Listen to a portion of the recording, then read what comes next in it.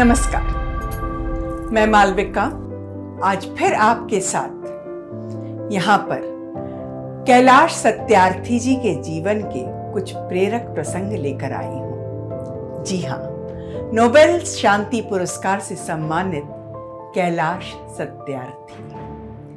बात उस समय की है जब कैलाश जी को नोबेल पुरस्कार मिला था।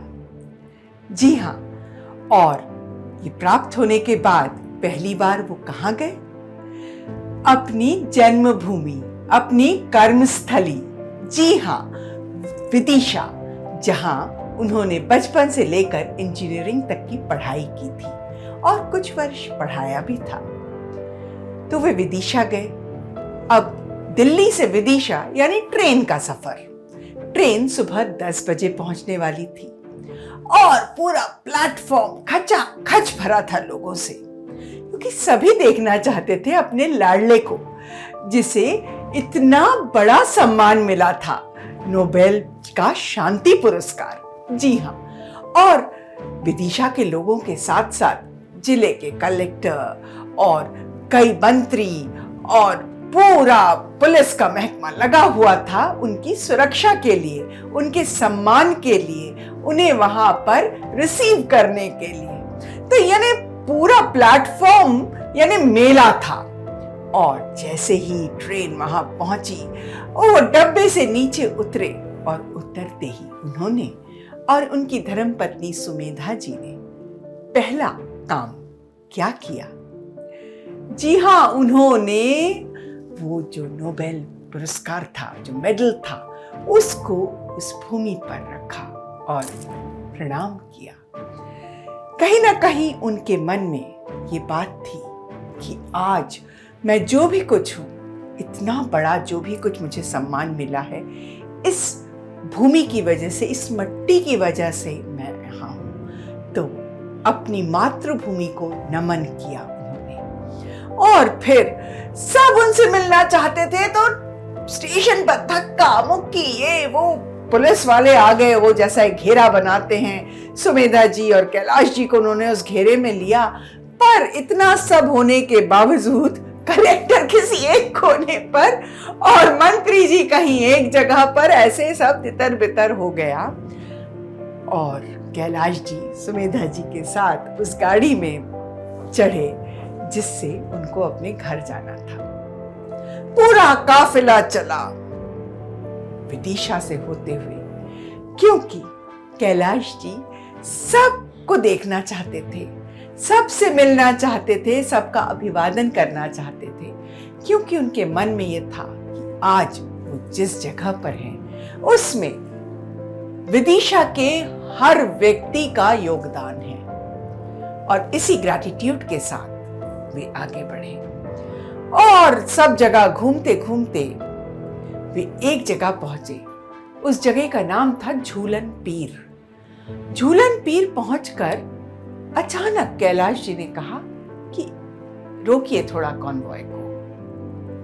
गाड़ियां रुक गई। समझ में नहीं आया कि यहां पर इस व्यक्ति ने क्यों रोका। और जब रुका तो वो नीचे उतरे और सीधे चलते हुए कोने पर बैठे हुए एक बहुत ही बुजुर्ग व्यक्ति उनके पास पहुंचे और उनको देखते ही आंखों में दोनों की न जाने क्या बात हुई और लिपट कर एक दूसरे से रोने लगे। कैलाश जी वहीं बैठ गए और वो जो बूढ़ा व्यक्ति था वो उनके सर पे हाथ फेर रहा था, पीठ पे हाथ फेर रहा था, उनको गले लगाए हुए था और दोनों की आंखों से आंसू बह रहे थे। सब आश्चर्य में थे कि क्या नजारा है। इतना बड़ा व्यक्ति एक यहाँ नीचे बैठे हुए इस आदमी के सामने झुका हुआ है और रो रहा है, और वो भी रो रहा है। दोनों एक दूसरे के आंसू पोंछ रहे हैं। बाद में पता चला कि वो कैलाश जी के गुरु रहे हैं, शिक्षक रहे हैं। 6वीं 7वीं में उनके मैथ्स के टीचर थे, मोहम्मद गौरी। जी हाँ, और बाद में उनके स्काउट्स के और पीटी के भी वो टीचर रहे। तो इतना प्रेम अपने शिक्षक के प्रति कहां से उमड़ा होगा? ये सब बचपन के संस्कार होते हैं। उन्होंने बचपन में अपने पिताजी से कबीर का वो दोहा सुना था, गुरु गोविंद दो खड़े काके लागू पाए, बलिहारी गुरु आपकी गोविंद दियो बताए। तो उसी गुरु के बलिहारी हो गए वो, जिसने उन्हें आगे का ये रास्ता बताया। और ऐसा देखिए बहुत कम लोगों के साथ होता है कि जब वो किसी ऊंचे पद पर पहुंच जाते हैं तो वो ऐसे लोगों को भूल जाते हैं या भूलने का एक नाटक करते हैं, क्योंकि उन्हें लगता है कि यदि हम इस तरह से ऐसे लोगों के साथ उठेंगे बैठेंगे, उनको हम अपने गले लगाएंगे, तो लोगों को लगेगा कि हम तो ऐसे ही कोई हैं। तो अपने अंदर के उस अहम को बढ़ाने के लिए लोग, जो आत्मीय लोग हैं, उनको भूलना पसंद करते हैं, भूलना दिखाते हैं। पर ये ऐसे नहीं थे, क्योंकि ये तो कैलाश सत्यार्थी थे, मिट्टी से जुड़ा हुआ व्यक्ति। उसे कोई फर्क नहीं पड़ता कि कौन अमीर है, कौन गरीब है, कौन छोटा है, कौन बड़ा है। उनके लिए गुरु यानी सबसे बड़ा स्थान। इसीलिए उन्होंने उनको गले लगाया, उनके पास बैठे और उनके आशीष लिए।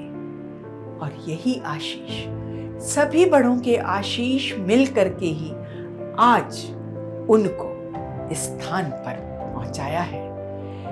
उन आशीषों की वजह से वो आगे बढ़े और उनके हृदय में जो ममता, प्रेम, करुणा, प्यार ये सब था, ये वहीं से उपजा और ये कम नहीं हुआ।